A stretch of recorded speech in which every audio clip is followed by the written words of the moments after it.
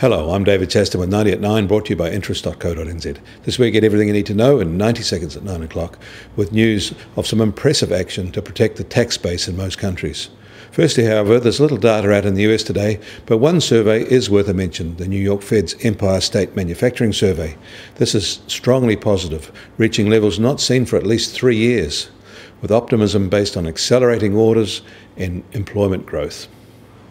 The OECD is reporting that there has been surprisingly quick and broad-based action by governments to protect their tax base.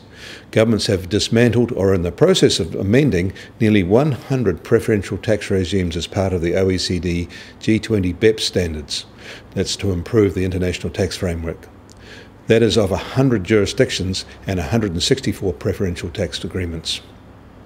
Regional tensions in both Spain and Iraq are festering. The Spanish authorities have given Catalonia until Friday to abandon their independence aspirations, which seems unlikely, so trouble is brewing there. And the Iraqi forces are moving into Kurdistan, which also has the potential to become a serious global flashpoint in coming days. China's consumer price inflation came in at a tame 1.6% for the year to September, but their producer prices are rising in a worrying way. Producer output prices rose by 6.9% in the year to September, but their input prices rose far faster, up 8.5% in the same period. This pattern has been going on for a year now. It's hard to see how it can be sustained. Capacity cuts, driven in part by new zeal to tame pollution, may be behind the trend. However, in reaction, China's 10-year bond yield is starting to rise, now to over 3.7%, the highest it's been in more than 3 years. But at least their curve is steepening. China has also announced that its grain output will be a bumper 600 million tonnes in 2017. But that is just spin, because it is lower than the 616 million tonnes in 2016 and lower than the 621 million tonnes in 2015. China says it wants self-sufficiency in these core crops, but clearly it has issues.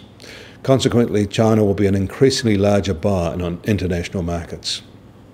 In Singapore, home sales fell in September as developers marketed fewer properties in the month. Developers sold 657 units last month, down from 1,246 in August. That's according to the Urban Redevelopment Authority data, which was released yesterday. That's the lowest sales since January, but there may also be cultural reasons why sales were unusually low in September. Local star fintech Vend has pulled off a bit of a coup in Australia, getting its services integrated with CBA's Albert Payments tablet. In New York, the US Treasury 10-year yield is now at 2.30%. The price of crude oil is up again today, now just under $52 a barrel, while the Brent benchmark is just under 58.